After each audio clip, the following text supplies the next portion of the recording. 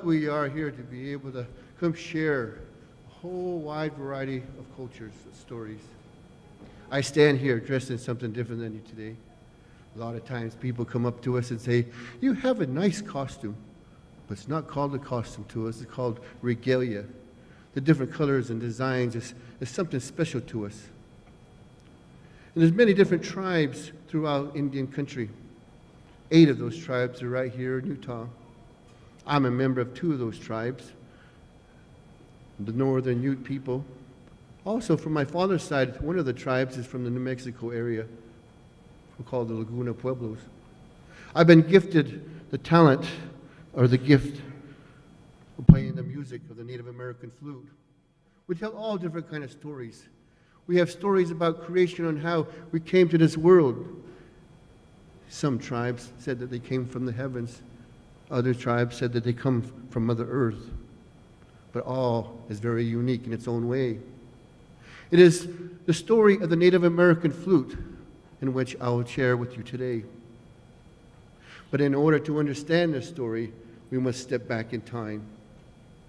Back in time to the buffalo, to the bow and arrow, to this village where this beautiful woman had lived. And she was just not any beautiful woman, but yet she was the daughter of the chief. And many of the men had attempted to go out with her, but yet she turned them away.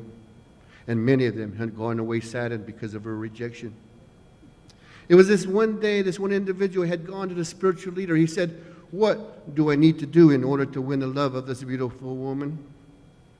He was instructed to go up in the mountains to pray and to become worthy.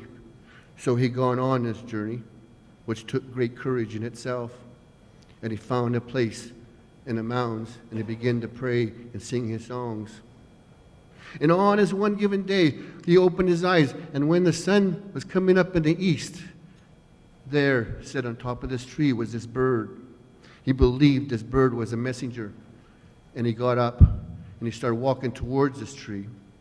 And as he got close, this bird had flown away and landed on a distant tree.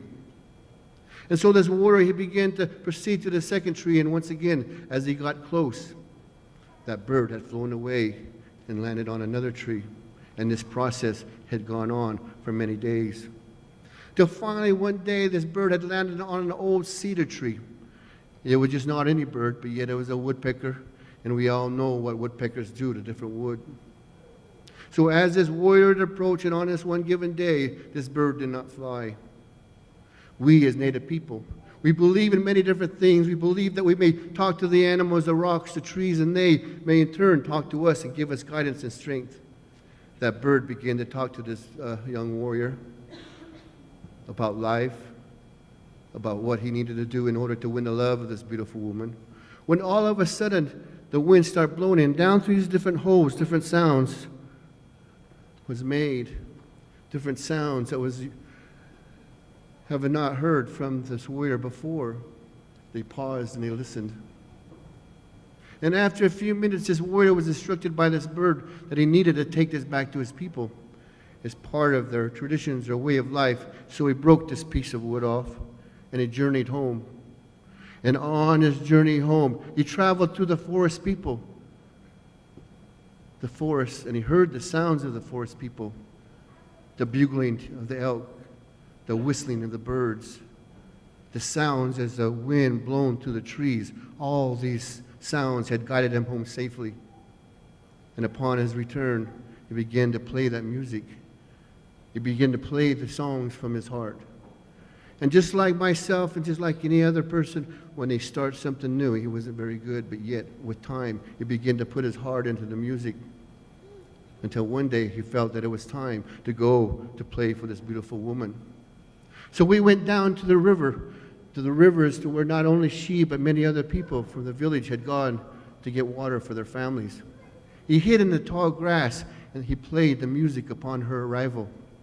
And when she arrived and heard that music also for the very first time, she wondered of whom and where it was coming from. She listened, and then she went about her day. And on another given day, he returned once again. He played the music in the tall grass. And as she arrived, she heard that music once again. She listened. But this time, this young warrior come walking out of this tall grass playing his beautiful song. And there, for the very first time she had seen of whom and where it was coming from, he continued to play. And after a few minutes, he stopped playing, and he told this beautiful woman, he says, I'm a pitiful man. I do not have much to offer. But yet, if you allow me to be part of you, I'll try my best to be a good husband. She thought about it. And after a few minutes, she opened her arms of love. She allowed him to be part of her. They soon became married in this village, and this young man, with time, was known to be Tayazo, flute boy. They say that the flute has magical powers, that many men historically had played these songs in order to win the love. And this is the story of the Native American flute. So now, ladies and gentlemen, put your hands together for storyteller, musician, Mr. Sam Payne.